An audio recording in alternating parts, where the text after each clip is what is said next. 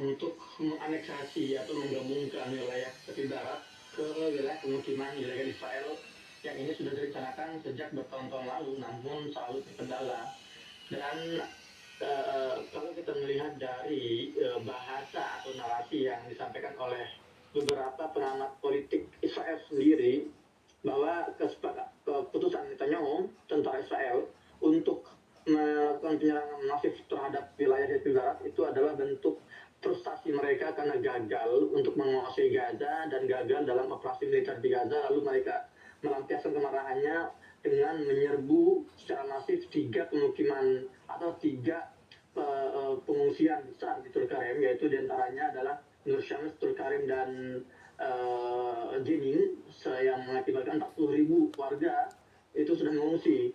Dan tidak hanya mengusir, mereka juga melakukan pembantaian. Sejauh ini di Tulkarem sendiri sudah ada 12 warga Palestina yang dibunuh, di mana satu diantaranya anak-anak dan 2 diantaranya wanita. Dan operasi militer masif di 3 pengungsian di tepi barat ini sudah berlangsung memasuki pekan kelima.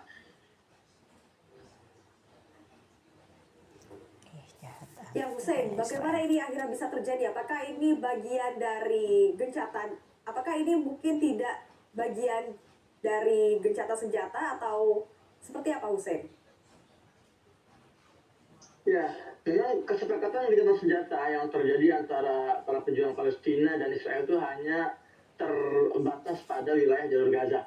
Jadi kesepakatan itu adalah salah satu rangkaian untuk menghentikan genosida dan dilanjutkan dengan pertukaran tawanan yang diagendakan 3 tahapan, di mana tahap ketiga ini akan berakhir dengan rekonstruksi Gaza. Namun kesepakatan gencatan senjata itu tidak meliputi wilayah tepi barat.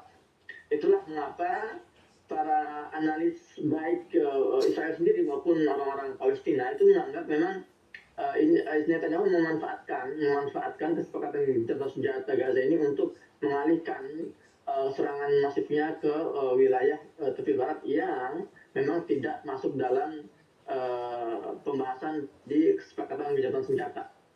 Ya Hussein, untuk rumah-rumah warga yang terusir ini akan dijadikan apa atau akan diapakan oleh Israel, Hussein? Kalau kita melihat sejarah pengusiran masif di tahun 1968 dalam peristiwa Nakba atau tahun 1967 dalam peristiwa Naksah, rumah-rumah warga yang sudah diusir ini akan diambil alih oleh otoritas Israel untuk kemudian ditawarkan ya kepada para pengungsi ilegal Yahudi yang mereka akan datangkan dari luar wilayah Palestina, dari wilayah Eropa, dari wilayah Amerika, dari wilayah Afrika, untuk menempati rumah-rumah warga Gaza yang sudah rumah warga Palestina yang sudah dikosongkan akibat pengusiran masif terhadap para penghuninya.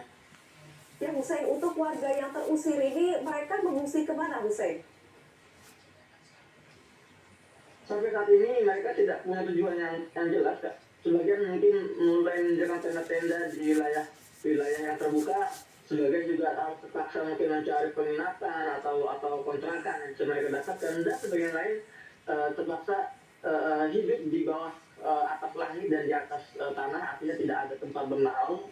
Maka itulah yang menjadi keprihatinan buat kita semua hari ini untuk tidak boleh melepaskan mata kita dari kondisi warga Palestina di tepi barat yang sekarang sedang mengalami pengusiran masif dan genosida setelah sebelumnya terjadi di Gaza.